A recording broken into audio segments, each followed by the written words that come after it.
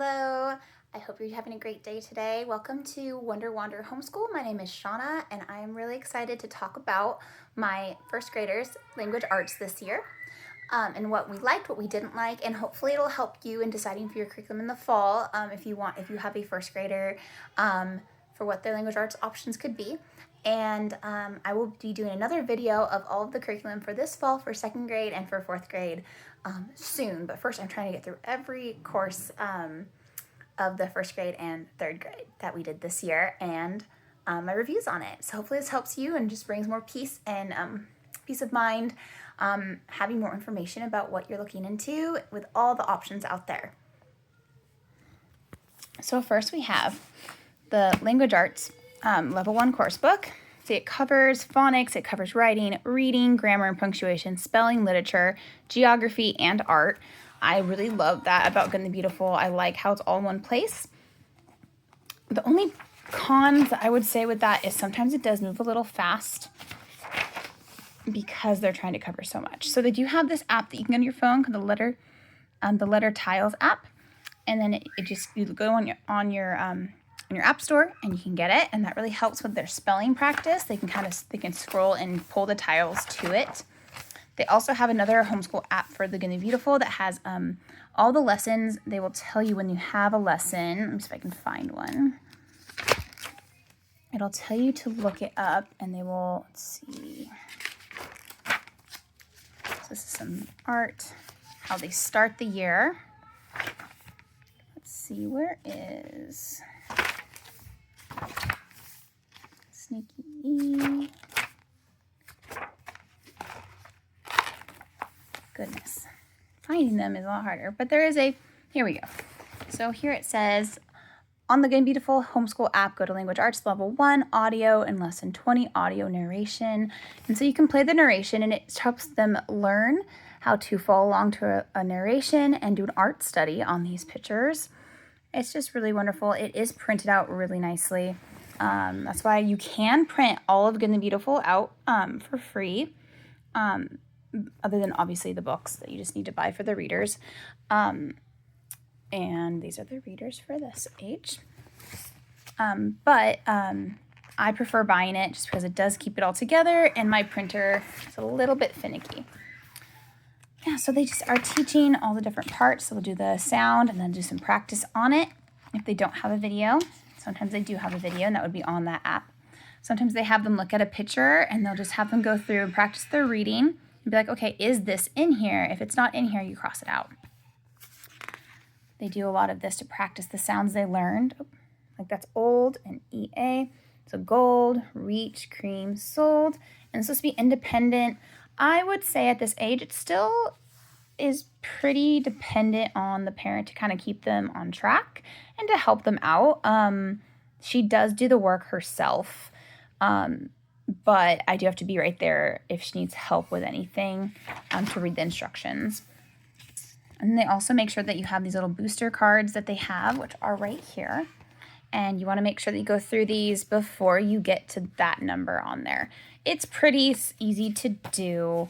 They have the numbers, like the card number right here. And they'll tell you, and okay, this is booster card 5. So you need to know all the way up to this. Otherwise, they want you to pause and really working on these words and sounds like the ALK, awk, and old, RAR.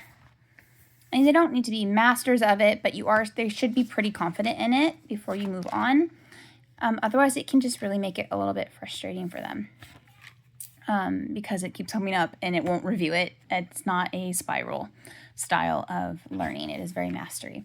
So they'll pass it over. They say that you don't need to have it completely mastered because you'll keep on reading it as you get older. They'll keep on having it where you'll see it, but be as familiar as you can before moving on is always suggested. And then, so this is, sometimes they'll have you use like a cotton swab paintings for different seasons. They really do a good job, I found, with syllables, and I've used this with my third grader as well, and I was very happy with this. Second grade. Third grade is good. I am going to try a different curriculum that I will share with you guys when it comes in that I've never heard of before, that I did some research on, and it looks like it might be a little bit better for my second grader, or my first grader going into second grade.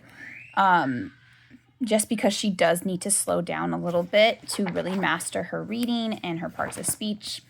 All of those tricks, and a little bit more focus on spelling. The spelling on here is okay. I think you do need another spelling to go with it. I did not do that, and I'm kind of regretting it with my third grader. Right, and then AUAW. They have some games in here. My first grader really loves it, where they have they teach them about answering in a complete sentence, and then you get to say just like one word, but then they're tracing, and then she loves to actually draw the pictures.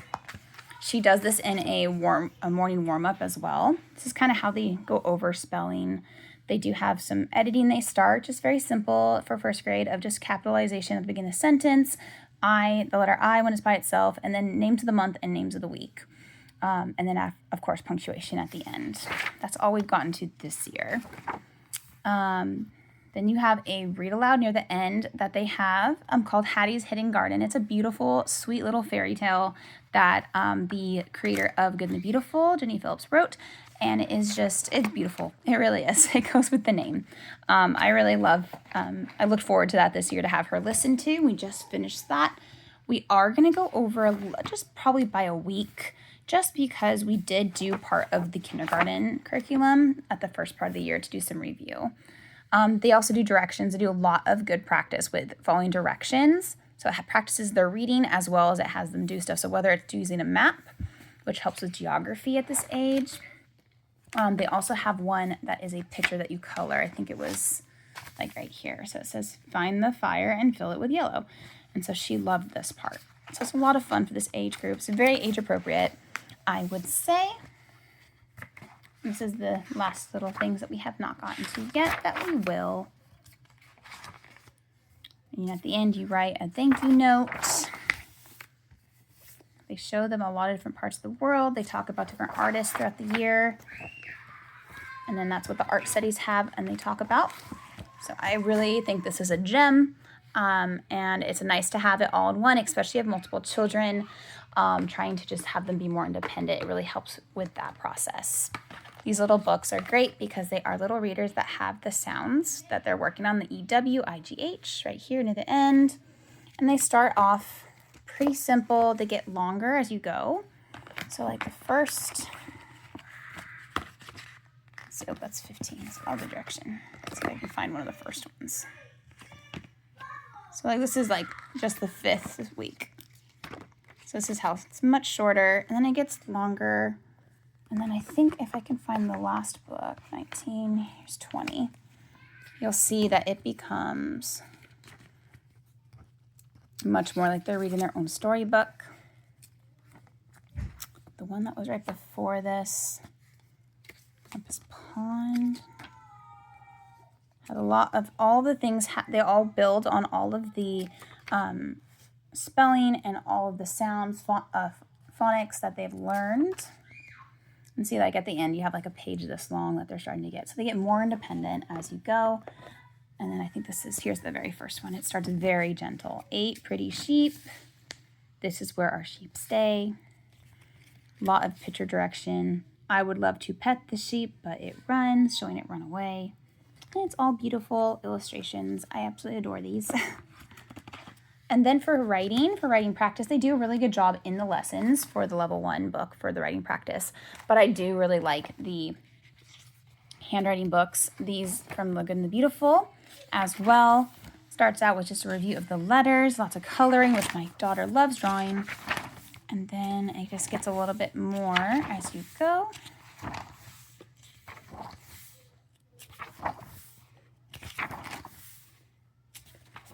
Kind of go through that. And it has them practicing, has them write more and more, where at the end they're doing copy work.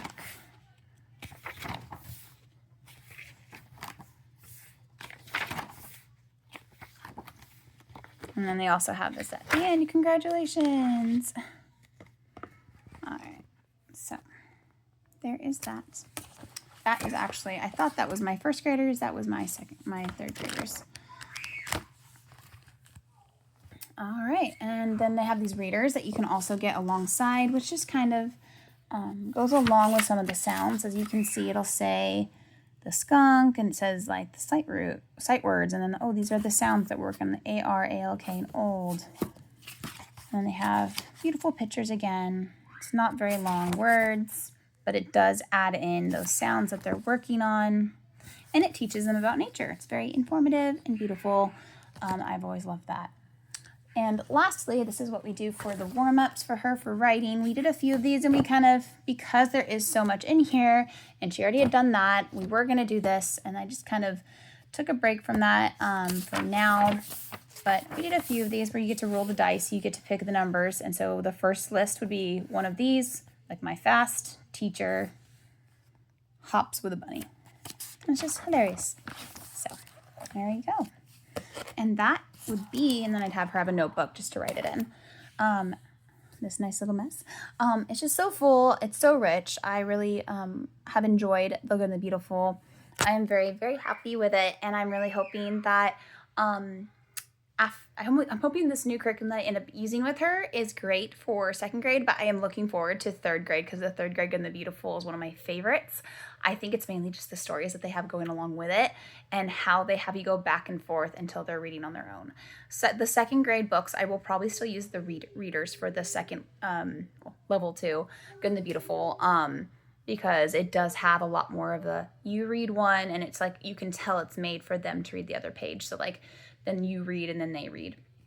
And so it's slowly like almost like when you're holding someone's hand, you're slowly like letting go of their hand and letting them be able to walk a little bit more confidently in their reading skills, where hopefully like my third grader, by the end of second grade, she was just devouring small chapter books on her own.